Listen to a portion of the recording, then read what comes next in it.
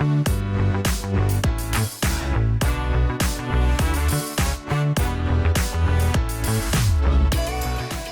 everyone, welcome back to another episode of the Root Branch Marketplace. I am Dr. Vanya Pattergrill, CEO of Root Branch Media Group, the media mogul, and the show's creator. Listen, I know I say this every episode, but we really have a great episode lined up for you all today. This episode we have dedicated to our young people. We are talking youth entrepreneurship. If you know anything about Root Branch, you know that Root Branch and young people are synonymous. We are known for our work in the community and working with young people, mostly through our media arts enrichment program and our education programs throughout the schools. But because we love entrepreneurship and we love supporting small businesses, we thought how fitting would it be to make April all about our young people. So we've curated a lineup of small businesses that are right here in our beautiful city of Baltimore, that are youth-led, that are supported by organizations that help teach young people youth entrepreneurship and help them in their small business startup. We also have some experts in studio with us today. We have special guests who have worked on a research project, a case study that they've been conducting for a couple of years now in the city, because we heard the voices of Baltimore's youth, and entrepreneurship was one of those topics that rose to the top tier of things that were important to them when they think about their future and how they build wealth and sustainability and legacy in Baltimore. So you already know what to do. Don't go anywhere. Stay put. Get yourself a good cup of Root Branch Press coffee and snuggle up and tune in for this episode.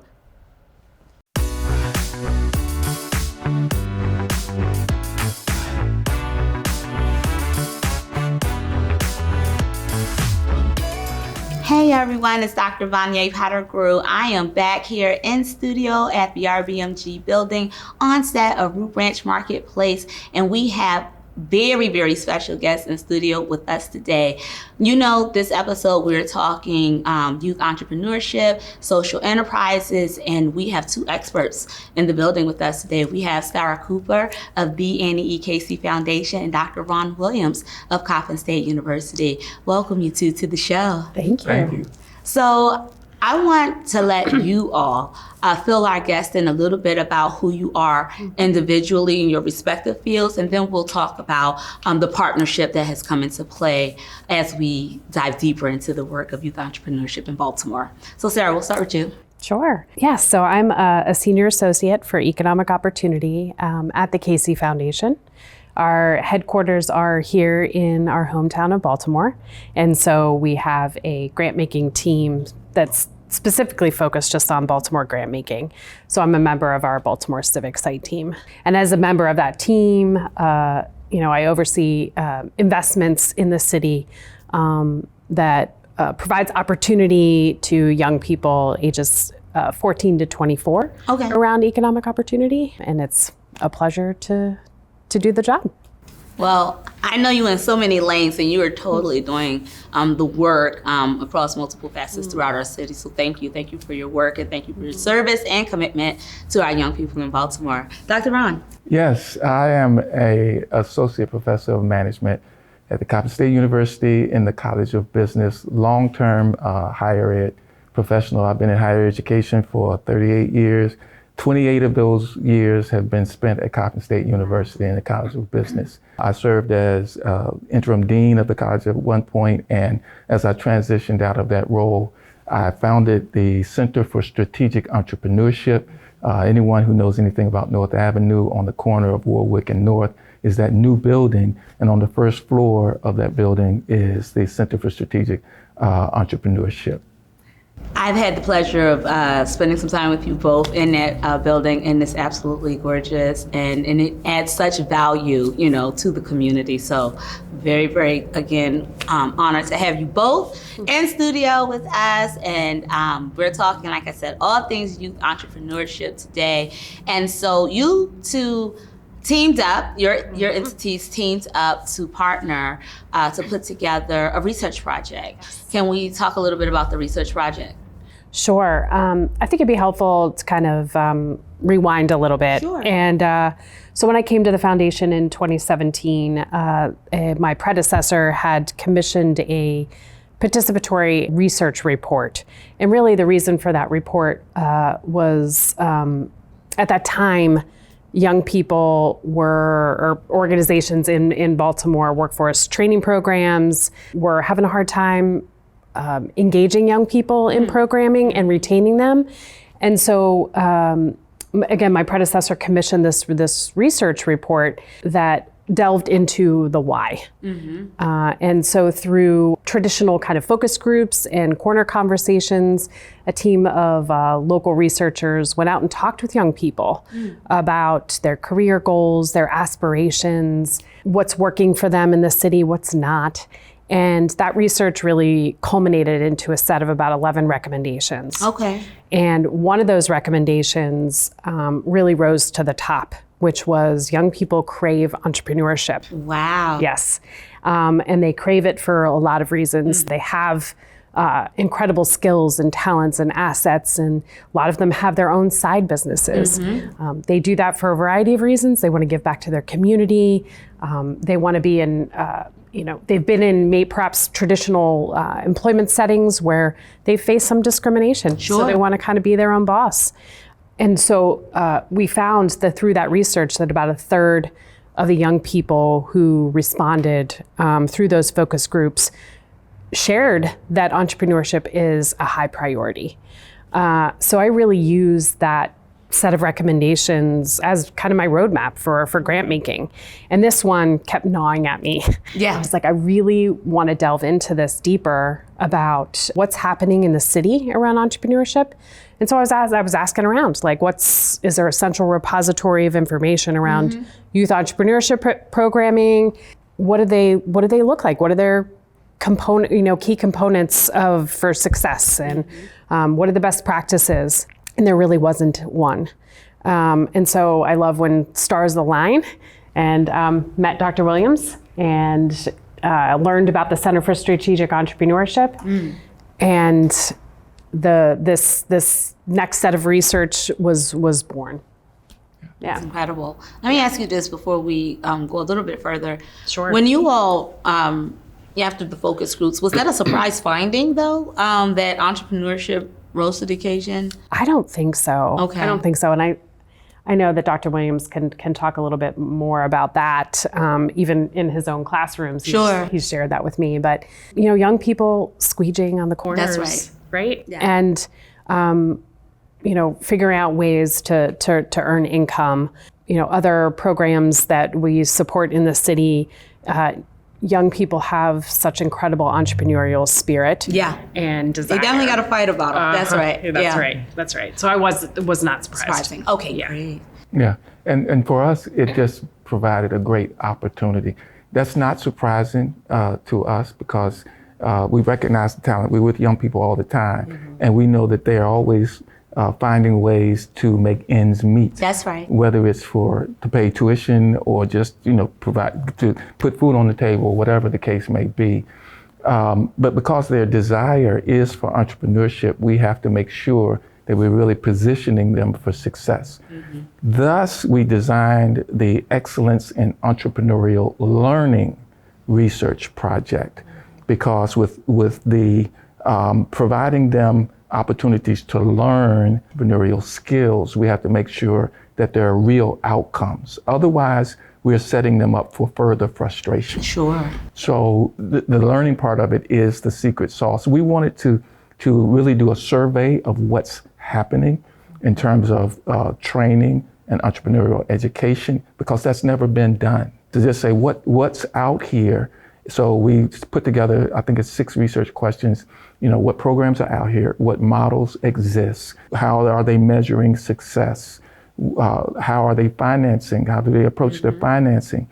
Are they using trauma-informed approaches to training?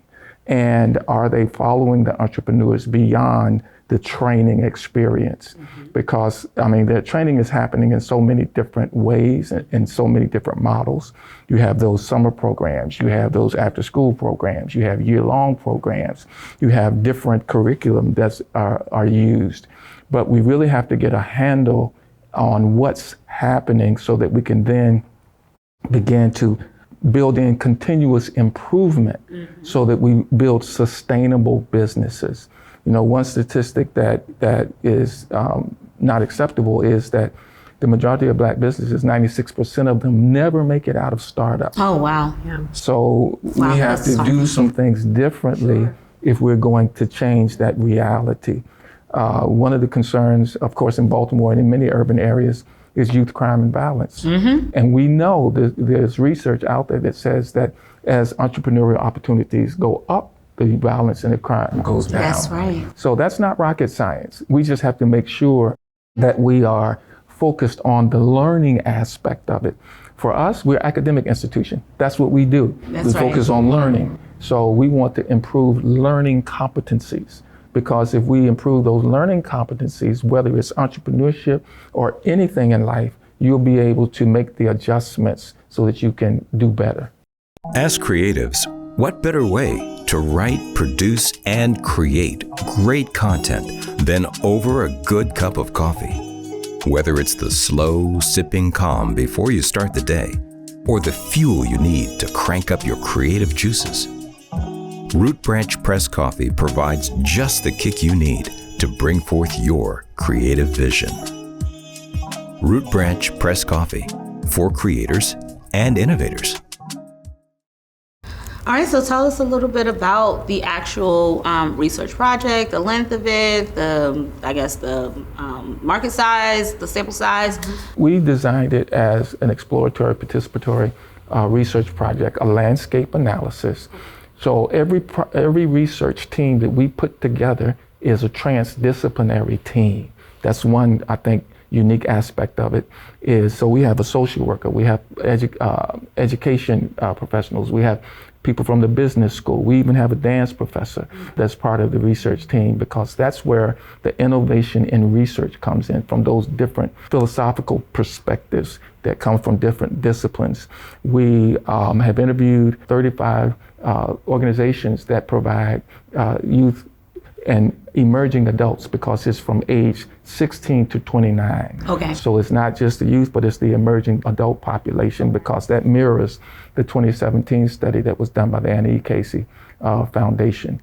And not only are we looking to describe what's happening in the landscape, but we also want to improve the approaches to research when it comes. So we're even collecting data on the professional development that we're doing as researchers, each phase of the process, whether it be data collection, data analysis, writing the report up, all of those things that go into producing a study. We're looking at that and collecting data in that process as well. We've also identified organizations that we interviewed, because we want to kind of circle back and grab some best practices and lessons learned that we shine a spotlight on. Something that we've also been very intentional about is making sure that youth voices are heard in the process. So one organization has dedicated 5 of their young people to working with us. And that has been absolutely amazing. They're wonderful. Awesome. Last year, we had 5 of our copying students who went through training on the Excel project so that they would understand what the research process is all about. So it's multifaceted. It's unique. I think it will add value to the body of knowledge when it comes to engaging youth around entrepreneurship. I just wanted to quickly add to Dr. Williams talked about the young people's voices and perspectives. That's a key priority for the Casey Foundation, is the inclusion of young people, through leadership and engagement. And it's been incredible to be a part of this intergenerational project. That's really been pretty incredible to have that kind of input and perspective from different generations. Sure. It's just enhanced the project tenfold. Yeah. Yeah. And of course, by having their buy-in at the onset, it sets it up nicely for continued success. Absolutely. And engagement, as well. Yes. So where are we now? So I'm an opportunity seeker. Every year we have a conference at Coppin, the Economic Inclusion Conference at Coppin. That's our signature event. Because of where we are in the process, the research process, and this will be released July 1, the study. But this provided an opportunity to integrate the study into the conference itself. So they both are aligned. The Economic Inclusion Conference at Coppin the theme this year is Youth Entrepreneurship, Pathways to Economic Empowerment. Every session, we have actually a press event at the beginning of it to announce some things that are happening in West Baltimore. Our youth participants are taking the lead. They are moderating sessions. They are leading. We have the main arena at the Physical Education Complex will be filled with high school students. We have yes, we have a DJ coming, but it's all a learning experience around youth entrepreneurship. That's where we are now. So once we transition from the conference experience, we will lean heavily into producing the final product. And I keep using the analogy of gymnastics. You can have a great floor routine, but if you don't stick the landing, that's what they remember. Yes. So now we have to bring it to a close and really push it out into the ecosystem and let people glean from it. Wow. Can you share one of the partners that will be on site leading the way? Absolutely. We have been working with the Heart Smiles organization, Joni Hollifield, and her Heartbeats. They have been embedded into the process. We've spent, I think, 11, 12 weeks with them so far on the research project. They've been involved in analysis of the data, the communications, and now they're taking the lead on the conference itself. So they are emceeing Mr. and Mistress of Ceremony for our luncheon.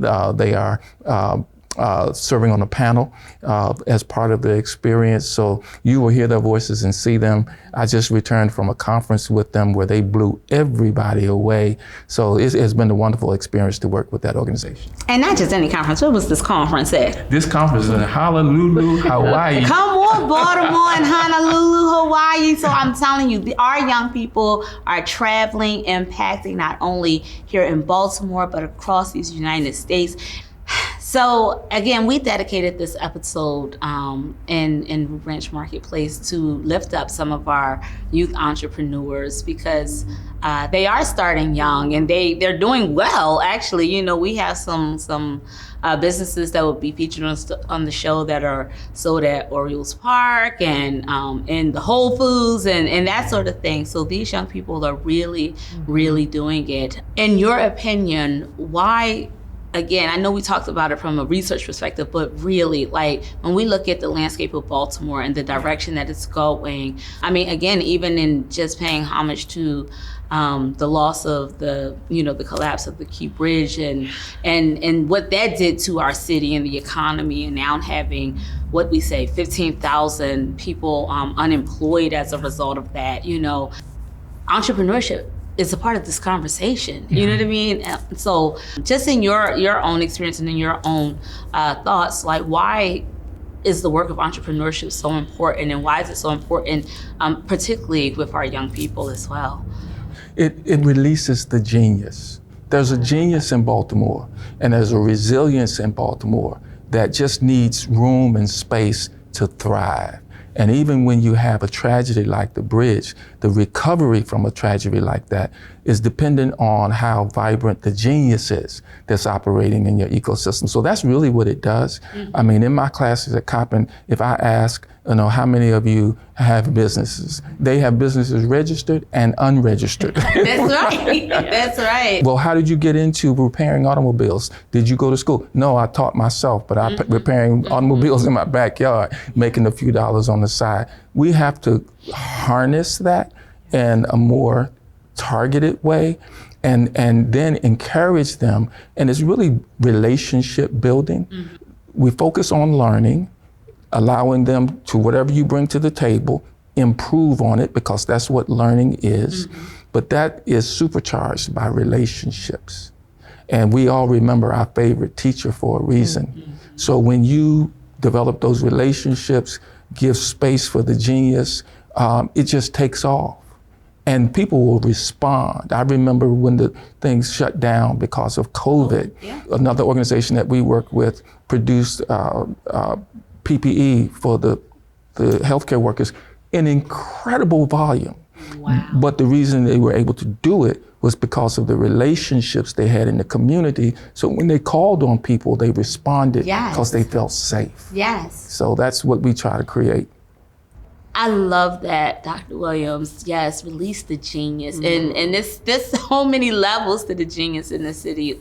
So I agree with that wholeheartedly. Sarah, your response? I was just curious around like how many small businesses are in Maryland. I think it was over 570,000 in Maryland, small businesses. Yeah, I was blown away. And like 1.2 million employees employed by all of those small businesses. I think that from an economic perspective, we must cultivate and grow small businesses. And if we can do that young and really cultivate, as we were saying, the genius of young people to be small business owners, to employ other people, I think it's just critical for our just economic success as a state. On the other hand, another perspective of that is we need to be responsive to young people. They told us through that initial research in 2017 why they want entrepreneurship for all those reasons that we've talked about. So I think we owe it to them, this generation. I think it's supportive of building their own wealth and a strategy to do that. Sarah, I couldn't agree more. This is why we do this work. We listen and we respond. Absolutely. And as the adults, as those that are responsible and in position and posture to do the thing, to make the change, it is now on us to do it. And so, again, this is what the marketplace is all about, creating a space for our young people in this episode to share the stage with some of the other dynamic small businesses that are coming out of Baltimore here. So to my viewers that are watching, I am sending a charge to you to not only connect and follow with the youth entrepreneurs that you will see here on the show today, but to shop them. You know, we always say shop local and shop small. Again, thank you both for your continued work in your respective fields and in this collective partnership and project and bringing this research back to the forefront and this next phase of where we're going with entrepreneurship with our young and rising young adults. And just thank you again. Thank you so much for being here with us. Thanks for the opportunity.